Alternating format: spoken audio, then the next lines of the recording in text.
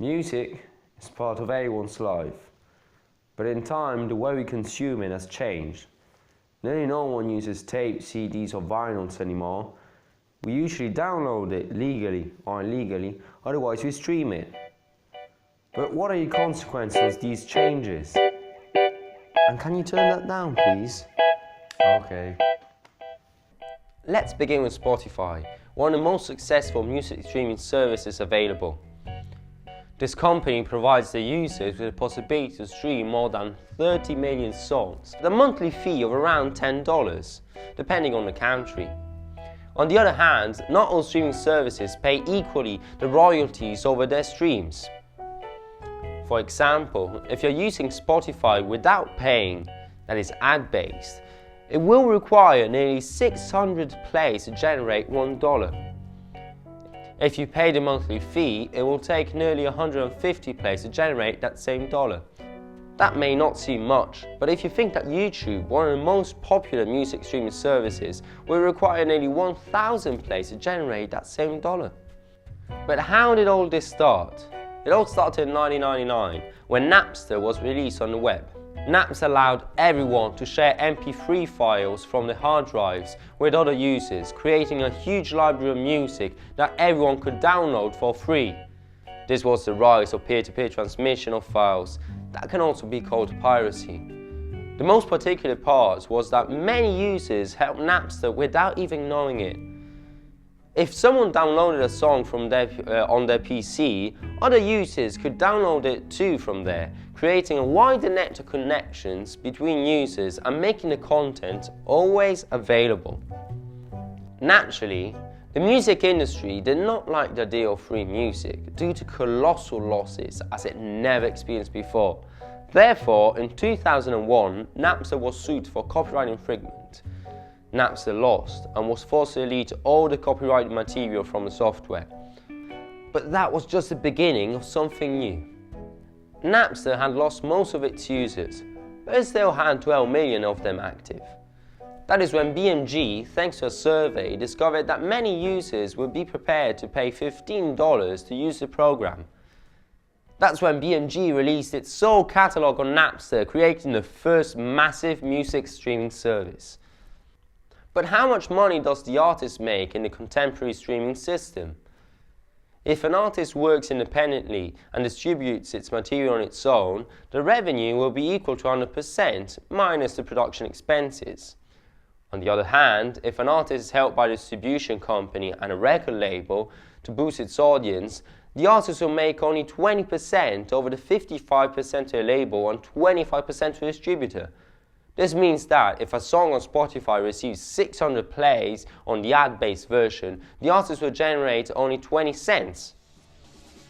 Therefore, if an artist wants to meet the US minimum wage of $1,260 on Spotify, a signed artist with a label or distributor will require 1,117,021 plays, splitting the revenue between the distributor and the label.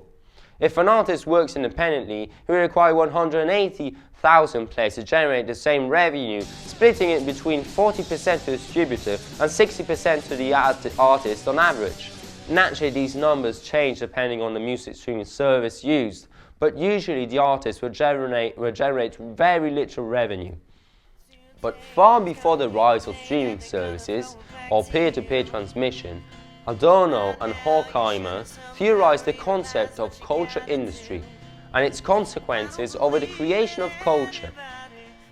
In particular, regarding music, they believed that the production by highly trained profit-seeker professionals has standardized music, making each part replaceable, forcing your own listening habits. All commercial hit songs share a common structure that's interchangeable between them. The illusion of individual creativity of an artist, marked as a pop star, to appeal to the individuality of fans is defined as pseudo-individualization, when in reality it's just a way to generate more profits from something that already existed, not a unique piece of culture.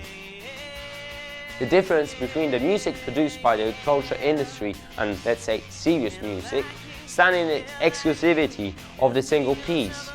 For instance, Mozart's uniqueness is defined by the impossibility to replace a note or chorus, making the sum greater than the individual part. Lawrence Lessig, the founder of Creative Commons, also noticed that culture and the way consuming it has changed. He wrote in his book Remix, Making Art and Commerce Thrive in a Hybrid Economy, how the way we consume culture has altered, especially thanks to the World Wide Web, placing under discussion copyright laws and the emergence of the rewrite culture, based on the ideas that culture can be remixed in new creative ways. He argues against strict copyright laws, that discussing that the cultural property should be available at a certain extent for non-commercial use. Placing this discourse under the musical perspective, streaming services do not allow any kind of property over the music consumed. Connecting it to the culture industry, rewrite culture can allow people to remix music for the expression of individuality, providing the user with the satisfaction lost from the individual piece created by the culture industry itself. On the other hand, alternatives exist. One example could be Radiohead's album In Rainbows. In that moment, the band found itself without a contract with its previous label, EMI, and decided to release the album independently. They released it on the web with a pay-as-you-want standard, and for a month, fans could download it paying whatever they wanted, even nothing. On the other hand, we must bear in mind that Radiohead is a famous and well-known band that has already been promoted by distributors and labels. Therefore, this strategy would not work for emerging artists. In opposition, in 2007, Bandcamp was founded. Bandcamp offers the opportunity to artists to avoid labels, basing its audience on fans and their own promotional abilities, paying only 15% of revenue to the distributor, therefore earning 85% of the total revenue. Kevin Kelly, in his essay 1,000 True Fans, also proposed a different way for artists to make a living on their own without the need of any external presence. He believes that if each of the 1,000 true fans would spend $100 a year to support, listen and purchase the artist's creation, the revenue would be of $100,000. That would generate a decent living for the artist. This would also mean that the artist would have to keep it in close contact with his fans. But thanks to payments over the internet and peer-to-peer transmission, this model could work.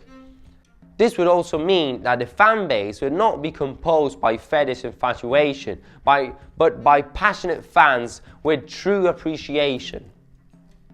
In conclusion, music streaming services have allowed the music industry to resurrect and create a valid alternative to piracy. In contrast, piracy culture is declining, threatening its ideas of free culture and originality.